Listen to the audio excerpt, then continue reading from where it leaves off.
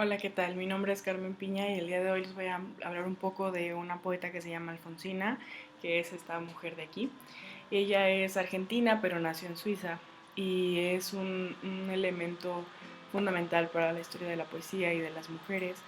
Ella es conocida mundialmente por su muerte trágica y dramática. Eh, de hecho, se han escrito canciones sobre esto, se han escrito muchos poemas. Es esencial para la historia, sobre todo latinoamericana, de las mujeres en la poesía. Cuando tenía 12 años escribió su primer poema y en este habla un poco de su muerte, lo que implicó que se le viera un poco más una perspectiva oscura a toda su poesía a lo largo de toda su vida, aunque algunas hablaban un poco más de amor. Um, en 1920 surgen dos movimientos en Argentina que hacen que ella se acerque un poco al mundo periodístico y siga de cerca estos eventos. El primero fue el Congreso Patriótico de Mujeres que defendía, que hablaba sobre todo del rol tradicional de las mujeres, el rol doméstico como madres, y el otro fue el primer Congreso Feminista Nacional. A raíz de este segundo congreso es que ella decide hacer un simulacro de votación en Santa Fe, que es donde ella vivía, para demostrar qué pasaría si las mujeres pudieran votar. Cuando, posteriormente ella consigue su título de maestra en el que, era prácticamente lo único que podían estudiar las mujeres en ese momento en Argentina, por lo que pues bueno, ella se dedicará a esto toda su vida dio clases, nunca dejó de ser maestra.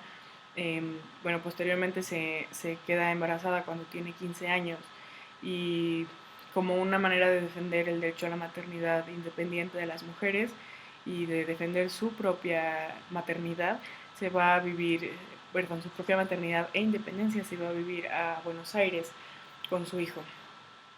Y en Buenos Aires empieza da clases de oratoria, pero también trabaja como empleada en una empresa de comida. Um, Después de trabajar un buen rato, decidió publicar su primer libro que se llama La inquietud del rosal.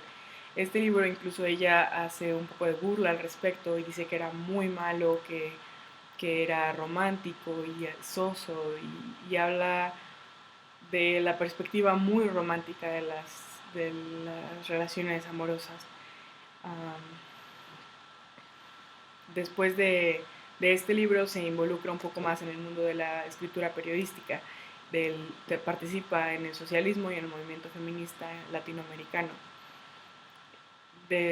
Sus escritos empiezan a tener mucha popularidad, sobre todo porque ella se burlaba y hacía un poco crítica de los roles de las mujeres, del rol tradicional de las mujeres, y hacía un poco la burla. Esto provocó que se viera, que fuera muy mal vista en los círculos de clase media y clase alta de mujeres. Después de esto empezó a trabajar en una revista, le dieron la columna de mujeres y de feminidad, ¿no? Que era un poco más para recetas, para consejos de belleza y de maternidad. Eso era lo que normalmente se publicaba en esta columna. Sin embargo, ella aprovechó este espacio para visibilizar un poco la lucha feminista y, y evidenciar cosas que no se veían, ¿no? Como las huelgas, las mujeres trabajadoras, la diferencia de pagos.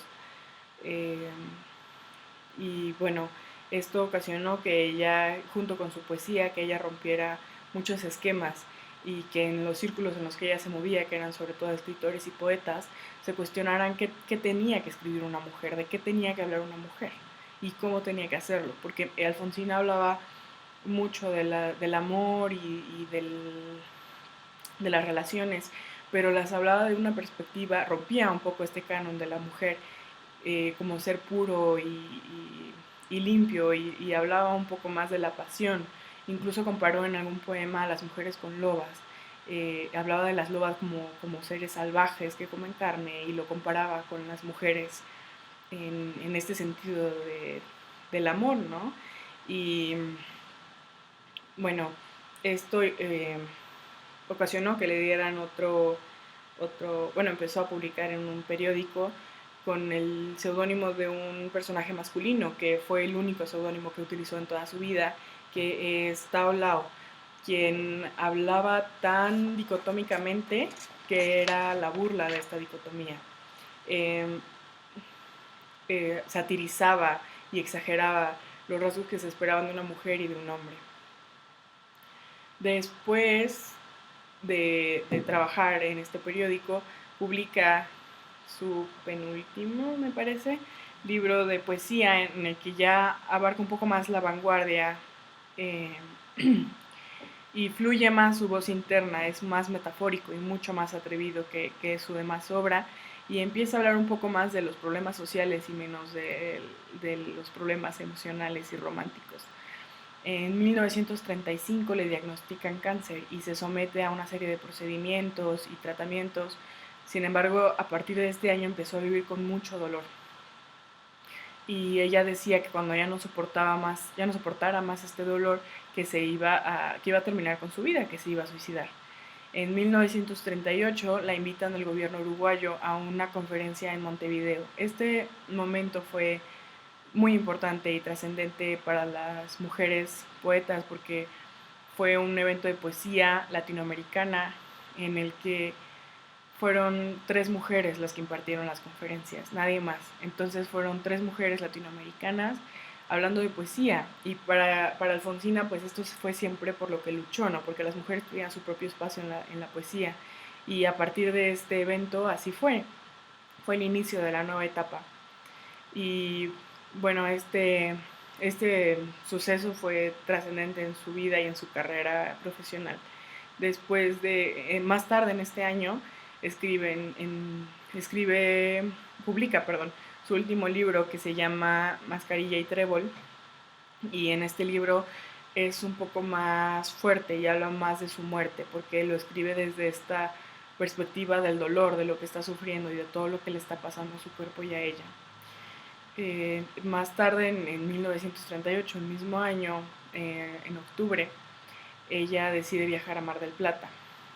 Antes de este viaje, deja todos sus asuntos en orden, deja que su hijo tenga una carrera, bueno, recomienda a su hijo y a su carrera, su hijo también era maestro, para que tuviera más éxito en esta carrera, le deja todos los derechos de sus obras y paga todo lo que debe, porque tenía créditos y en algunas tiendas, entonces deja todo pagado, todo en orden, y se va a Mar del Plata. Desde este hotel le escribe a su hijo 4 cartas. En ellas le recuerda cuánto lo quiere y cuánto significó para ella, y le dice que sueñe con ella. Posteriormente, igual durante este viaje, escribe una carta al diario La Nación, y esta carta se llama Voy a dormir. Cuando el diario La Nación lo publica, se dan cuenta de que este era el epitafio de la muerte de Alfonsina, porque ella describe que se iba a ir al mar, que se iba a escapar y que ahí iba a terminar su dolor y su vida. El 25 de octubre, después de, bueno, el día que se fue publicado este poema, ella se tira al mar y bueno, pues muere ahogada. A través de este suicidio, pues ella asume el dolor de su soledad y hace que sea público, lo hace algo, pues sí, ¿no? Lo hace poético y romántico, como fue siempre su vida, desde su perspectiva. Ella consideraba que el suicidio era una elección concedida por el libre albedrío, y esto lo publicó, bueno, lo hizo del conocimiento general cuando su amante y amigo Horacio Quiroga, que también era escritor, se suicidó. Ella le escribió un poema en el que hablaba un poco de lo que el suicidio significaba para ella y de la importancia del libre albedrío y de que esto era una decisión propia, ¿no?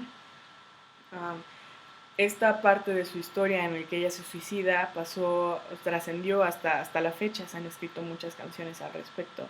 Sin embargo, me parece que su obra es mucho más que eso. A continuación les dejaré un poema.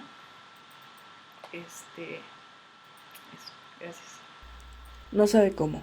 Un día se aparece en el orbe, hecho ser, nace ciego. En la sombra revuelve los acerados ojos, una mano lo envuelve, llora, lo engaña un pecho, prende los labios, sorbe. Más tarde su pupila la tiniebla deslíe, y alcanza a ver 2 ojos, una boca, una frente. Mira jugar los músculos de la cara a su frente. Y aunque quien es no sabe, copia, imita y sonríe. Da una larga corrida sobre la tierra luego, instinto, sueño y alma trenza en lazos de fuego. Lo suelta a sus espaldas, a los vientos, y canta. Kilómetros en alto, la mirada le crece y ve el astro, se turba, se exalta, lo apetece. Una mano le corta la mano que levanta.